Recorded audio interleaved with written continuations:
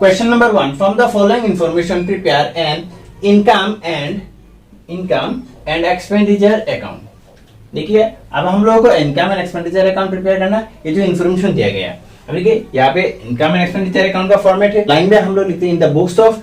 यहाँ पे देखिए यदि क्वेश्चन नंबर 1 पे कोई मतलब किस एनपीओ का नाम नहीं है, गिवन नहीं है, तो इसीलिए हम लोग डॉट ऐसे डॉट डॉट दे दिए, ठीक है।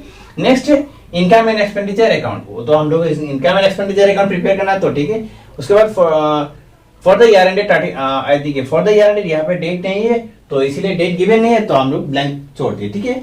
अब देखिए और डेबिट साइड एक्सपेंडिचर होता है एंड क्रेडिट साइड इनकम होता है, तो इनकम एंड एक्सपेंडिचर अकाउंट वो फॉर्मेट तो हम लोगों ने देख लिए थे। अब देखिए फर्स्ट इंफॉर्मेशन में कहा गया fees collected including rupees 80,000 previous year rupees 3,80,000 हम लोगों ने फीस कलेक्ट किया, तो इनकम है यहाँ पे क्रेडिट साइड में होगा। जितना भी यहाँ पे मतलब यहाँ पे जितना भी इनकम और गेन होगा हम लोग क्रेडिट साइड में पोस्ट करेंगे, एंड जो एक्सपेंसेस खर्चा होगा वो हम लोग डेबिट साइड में लिखेंगे, एक्सपेंडिचर साइड में, ठीक है। तो यहाँ पे फीस कलेक्ट किया वो तो हम लोग का इनकम है, तो इसलिए क्रेडिट साइड में लिखेंगे वो 3,80,000, ठीक है, 3,80,000। लेकिन यहाँ पे जो एक एडजस्टमेंट दिया गया है कि 80,000 जो प्रीवियस ईयर के लिए, तो वो लेस कर देंगे, क्योंकि हम लोग को सिर्फ चाहिए करंट ईयर का, ठीक है। जो इनकम एंड एक्सपेंडिचर अकाउंट में जितना भी इंफॉर्मेशन है वो हम लोग करंट ईयर का कंसीडरेशन में लेते हैं, ठीक है, ओनली करंट ईयर का कंसीडर करते हैं, इसलिए इसको छोड़ देंगे, क्योंकि वो लास्ट ईयर नेक्स्ट मतलब प्रीवियस ईयर का। तो 80,000 लेस कर देंगे, तो वो बैलेंस आ रहा है 3 लाख। अब देखिए यहाँ पे नेक्स्ट जो सेकंड प्रॉब्लम में कहा है, मतलब सेकंड इंफॉर्मेशन का है fees outstanding for the year. ये करंट ईयर का जो आउटस्टैंडिंग है 10,000 आउटस्टैंडिंग है, तो उसको कंसीडरेशन में ले लेंगे, मतलब ऐड कर देंगे, क्योंकि वो करंट ईयर का आउटस्टैंडिंग है, ठीक है। यहाँ पे जो वो आउटस्टैंडिंग फॉर प्रीवियस ईयर यहाँ पे लिख लेते हैं सिर्फ for previous year short form में लिख रहा हूँ फॉर प्रीवियस ईयर, मतलब 80,000 वो प्रीवियस ईयर के लिए मिला था, इसीलिए इसको हम लोग लेस कर दिए, ठीक है, मतलब माइनस कर लिए थे, माइनस कर दिया। अब देखिए जो करंट ईयर के लिए जो आउटस्टैंडिंग है वो तो हम लोग को मिलेगी, मतलब अब तक नहीं मिला लेकिन मिल तो जाएगा, इसलिए इसको हम लोग कंसीडर करेंगे, आउटस्टैंडिंग लिख लेंगे, ठीक है। आउटस्टैंडिंग रुपीज 10,000 है, तो आउटस्टैंडिंग रुपीज 10,000 हम लोग ऐड कर देते, तो आउटस्टैंडिंग 10,000 हो गया। अब देखिए इसको ऐड करेंगे तो 3,10,000 आ रहा है, तो इसके रिलेटेड और कोई एडजस्टमेंट नहीं है, इसीलिए इसको हम लोग आउटसाइड में लिख रहा है, और कोई एडजस्टमेंट नहीं है फी रिलेटेड, तो ये डन, फर्स्ट ये दोनों डन, ठीक है। अब देखिए salary paid including rupees 3,000 for the previous year rupees 28,000, और नेक्स्ट ईयर में भी सैलरी दिया हुआ, salary outstanding at end of the year rupees 1,000। तो देखिए ये दोनों भी मतलब सेम एक ही सैलरी रिलेटेड है, तो ये खर्चा है, इसीलिए हम लोग डेबिट साइड में लिखेंगे। एक्सपेंसेस है तो डेबिट साइड में लिखेंगे एक्सपेंसेस, ठीक है, टू सैलरीज। अब देखिए टोटल जो ड्यूरिंग द ईयर जो सैलरी हम लोगों ने पेड किए थे वो था 28,000, ठीक है, 28,000 था। अब देखिए वो तो 28,000 हम लोग दिस ईयर पेमेंट किए थे, लेकिन जो 3,000 है वो प्रीवियस ईयर के लिए थे, तो इसीलिए इसको माइनस कर देंगे, less for previous year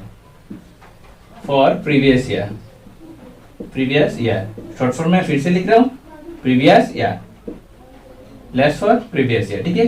previous year के लिए हम लोगों ने पेमेंट किए थे तो 3,000 वो लेस कर देंगे, तो बैलेंस आ रहा है हमारे पास यहाँ पे 28,000 में से 3,000 माइनस किया तो 25,000 आ रहा है बैलेंस। अब देखिए नेक्स्ट जो यहाँ पे कहा गया फोर्थ प्रॉब्लम में कहा गया salary outstanding at the end of the year. अब देखिए जो करंट ईयर में हम लोग देने का बाकी है रुपीज 1,000 बाकी है, तो वो कंसीडर करेंगे, ऐड कर देंगे, ठीक है, ऐड आउटस्टैंडिंग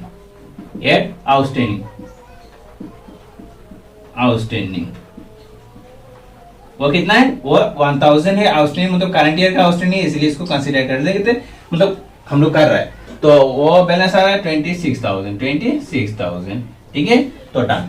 ये सैलरी वाला दो प्रॉब्लम भी डन। अब देखिए नेक्स्ट है एंटरटेनमेंट एक्सपेंसेस, वो भी खर्चा है, तो इसीलिए डेबिट साइड में मतलब एक्सपेंडिचर साइड में लिखेंगे, टू एंटरटेनमेंट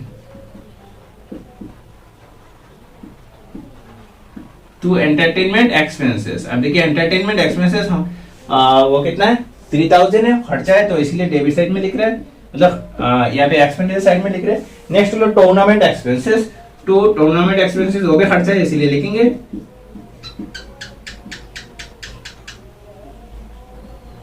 टूर्नामेंट एक्सपेंसेस। अब देखिए ये भी खर्चा है, इसीलिए इसको भी हम लोग डेबिट साइड में लिख रहे हैं।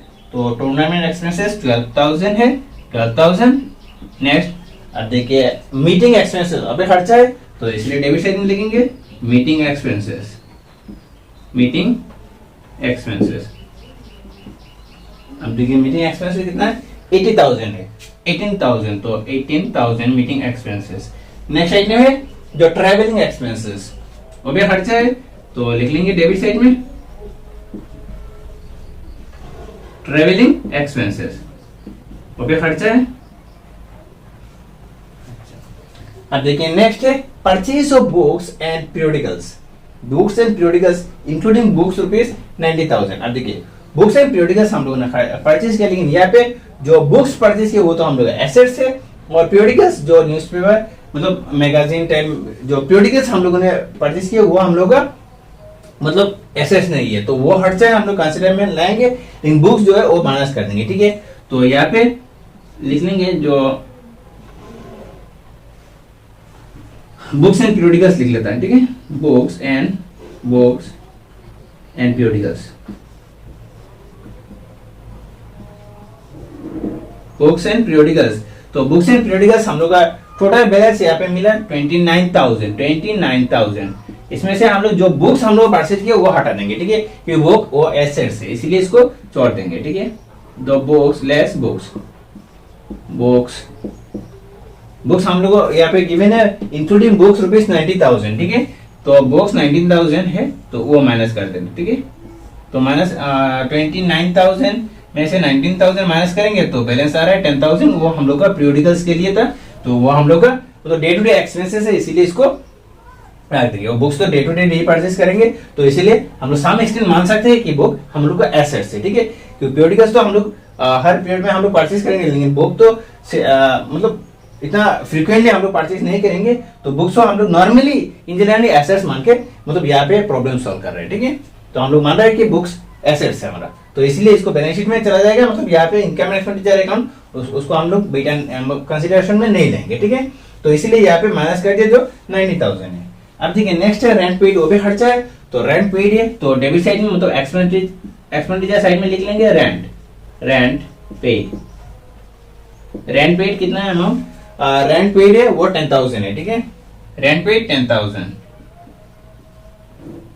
अब देखिए नेक्स्ट है जो पोस्टेज एंड टेलीग्राम, ये भी खर्चा है, तो लिख लेंगे postage and telegram, to postage and telegram, postage and telegram या टेलीफोन,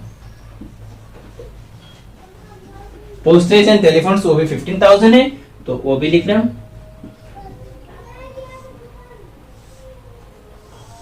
देखिए पोस्टेज एंड टेलीग्राम। नेक्स्ट है printing and stationery and donation, printing and stationery, तो प्रिंटिंग एंड स्टेशनरी वो भी खर्चा है, तो इसीलिए यहाँ पे डेबिट साइड में लिखेंगे printing and stationery, printing and stationery. Printing and stationery और कितना है वो 4,000 है, तो लिख रहा हूँ 4,000 हो गया खर्चा है, तो इसीलिए डेबिट साइड में मतलब एक्सपेंडिचर साइड में लिख रहा हूँ। अब देखिए यहाँ पे डोनेशन रिसीव, वो हम लोग इनकम है, रिसीव है, तो कैश साइड में लिखेंगे डोनेशन। हम लोग मान रहे हैं कि जनरल डोनेशन है, तो 20,000 डोनेशन हम लोग मिला, तो वो लिख लेंगे बाय डोनेशन।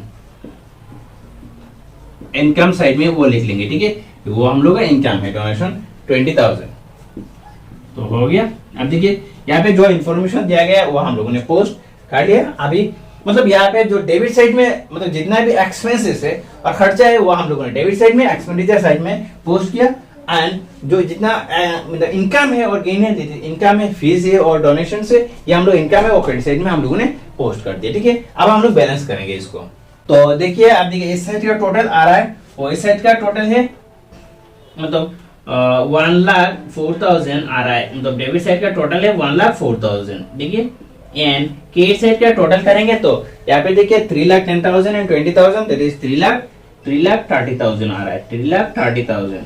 तो क्रेडिट साइड ज्यादा है, देखिए यहाँ पे 1,04,000 एंड यहाँ पे 3,30,000, तो क्रेडिट साइड ज्यादा है, इसे दो साइड में लिख लेंगे, तो 3,30,000 सेकंड लिख लो 3,30,000। ठीक है, अब देखिए इस साइड में कम है, कितना कम है, तो वो मतलब कम दिखा रहा है 2,26,000, मतलब 3,30,000 में से हम लोग 1,04,000 माइनस करेंगे तो बैलेंस आ जाएगा 2,26,000। वो क्या मतलब सरप्लस है, क्योंकि हम लोग को मिला ज्यादा, हम लोग इनकम और खर्चा हम लोगों ने कम किए थे, तो जितना ज्यादा है वो 2,26,000 ज्यादा है, तो इसलिए इसको हम लोग सरप्लस मानेंगे। ठीक है, तो लिख लेंगे to surplus, surplus okay, excess of income over expenses, excess of income over expenditure और एक्सपेंस हम लोग कह सकते हैं। देखिए मतलब क्रेडिट साइड का टोटल आया 3,30,000 एंड डेबिट साइड का टोटल है 1,04,000। अब क्रेडिट साइड ज्यादा है तो हम लोग दो साइड में लिख लिया, मतलब 3,30,000। अब डिफरेंस आ रहा है 3,30,000 में से हम लोग 1,04,000 माइनस करेंगे तो डिफरेंस आ रहा है 2,26,000। ओके, वो सरप्लस है। इसका मतलब क्या है, मतलब हम लोग को मिला ज्यादा, हमने खर्चा कम किया, तो जितना सेविंग हम लोग हमारे पास है अब, तो वो हम लोग सरप्लस कहेंगे। ओके, तो excess of income over expenses और एक्सपेंडिचर हम लोग कह सकते हैं 2,26,000। अब देखिए यहाँ पे जो इन्फॉर्मेशन हम लोग को दिया गया, मतलब यहाँ पे मतलब इसका एनपीओ का नेम नहीं है तो इसलिए हम लोग छोड़ दिया, ब्लैंक छोड़ दिए थे। यहाँ पे डेट भी नहीं है तो छोड़ दिया। ठीक है, नेक्स्ट है जो इन्फॉर्मेशन दिया गया, जो एक्सपेंसेस है और एक्सपेंडिचर है वो हम लोग डेबिट साइड में लिखा, मतलब जो भी एक्सपेंसेस और खर्चा है तो वो हम लोग सब डेबिट साइड में लिखा था। अब जो इनकम और गेन है वो हम लोग क्रेडिट साइड में पोस्ट किया था। यहाँ पे देखिए ओनली फीस एंड डोनेशन वो दोनों हम लोग इनकम मिला तो हम लोग वो क्रेडिट साइड में लिख लिया।